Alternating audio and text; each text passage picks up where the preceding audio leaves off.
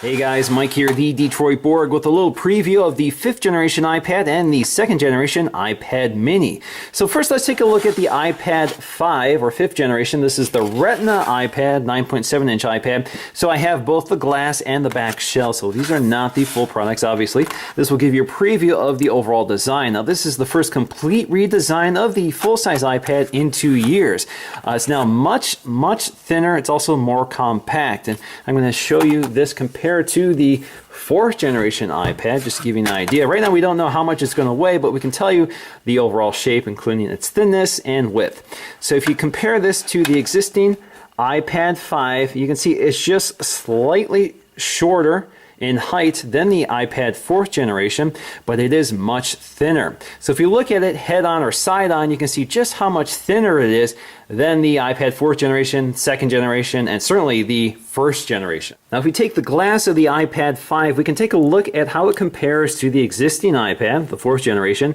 So you can see that we have the same screen size, 9.7 inches, no differences there, probably the same screen resolution, the same Retina display, but you can see it's now much narrower. So you can see they've cut quite a bit away from the bezel for the iPad 5. You can see that the camera cutout as well as the home button are in the same position. They have changed the positioning of the ambient light sensor. So if I move this down here, you can take a look at it. So if you look up here on the iPad 4th generation and 2nd generation, you can see the ambient light sensor is just above the camera versus to the left of the camera on the 5th generation. Now if you look at the home button, you can see the cutout is about the same size as well, so the home button will not shrink down. Now if you line up the iPad 5 panel to the existing display, it gives you an idea of just how much they've shaved off the edges of the iPad. Now taking a look at the design side by side, there is a lot of changes here, right down to the Apple logo. So we have a black glossy Apple logo here. We now have a silvery Apple logo here. It's actually an insert, so if you look back here, you'll see the insert for the Apple logo. It's not really sort of polished into the material like you get with the iPhone. Down here you can see that we're missing our iPad branding on the new one, but like the iPhone 5C and 5S, we'll probably see that thinner font that corresponds with the iOS 7 design. We see down here that they've repositioned the speakers as well. So like the iPad mini, we have the speakers flanking the Lightning connector as opposed to the single rear-firing speaker.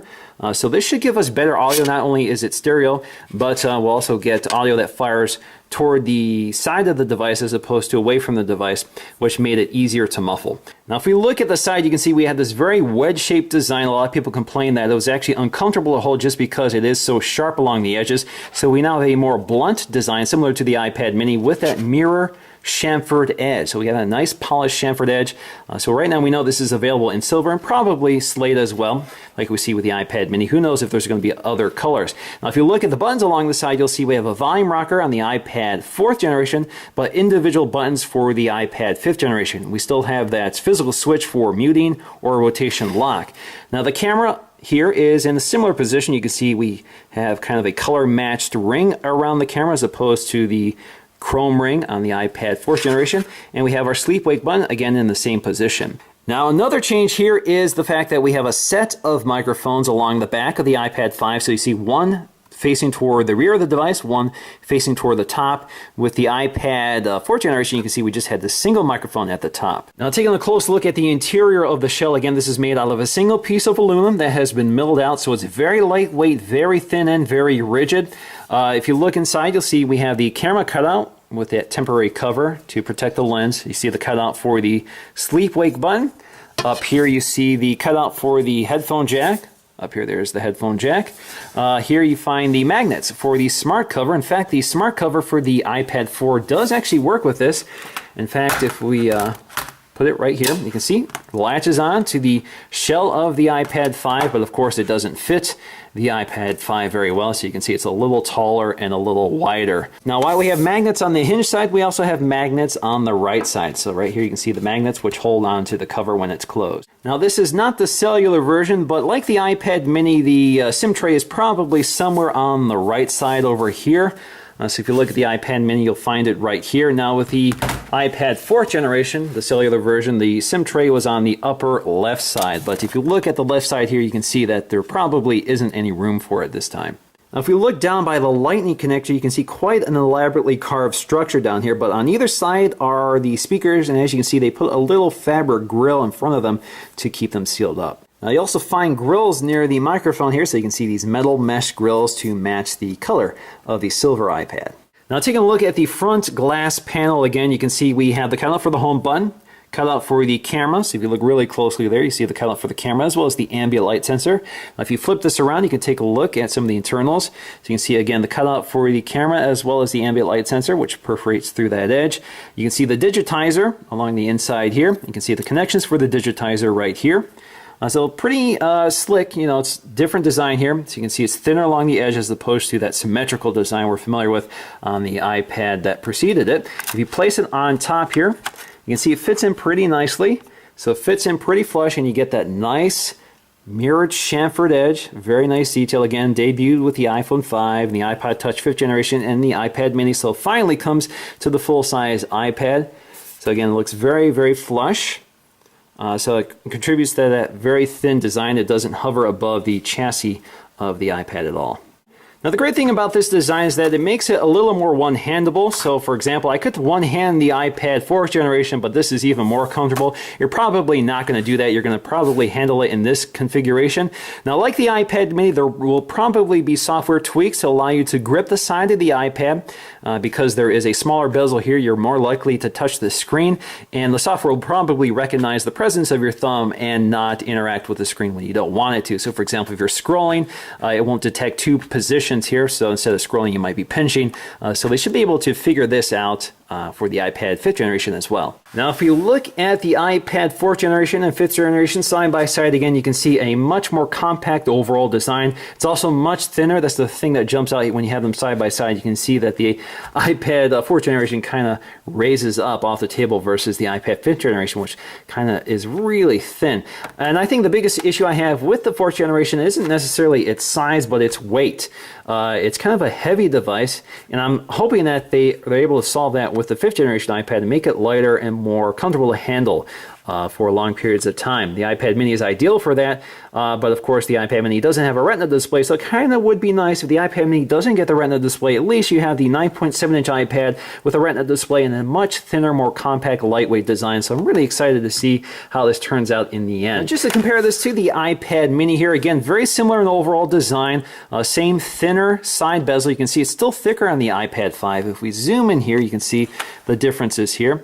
So you can see it's actually got a very similar bezel along the bottom. It's a little taller for the iPad 5th generation. So if we line up the screens here, you get an idea. But overall, the design is very similar. Same with the camera cutouts. So if you look at the camera cutouts and the ambient light sensors, they're orientated the same. If you look at the edges, again, you have that mirrored bezel, the same port for the microphone. You have, not microphone, but headphone jack. You can see the microphone positioned toward the center. Now the iPad 5 has two microphones as opposed to the single microphone here on the iPad mini. Up here you have your sleep-wake button, and presumably these buttons will also be metal, just like the iPad mini. The buttons for the iPad 4th generation and previously were plastic, so we should see a similar design. Again, we also have that dual volume control as opposed to the volume rocker. You have your physical switch here. Back here you see the camera is very similar, so you have that metal ring around the camera. Not sure what the specs on the camera will be. And we have that silver Apple logo as well, both on the iPad mini and the iPad 5th generation. Of course, it is a little smaller on the iPad mini. Now if we look at the bottom, we'll see our dual speakers flanking the Lightning connector.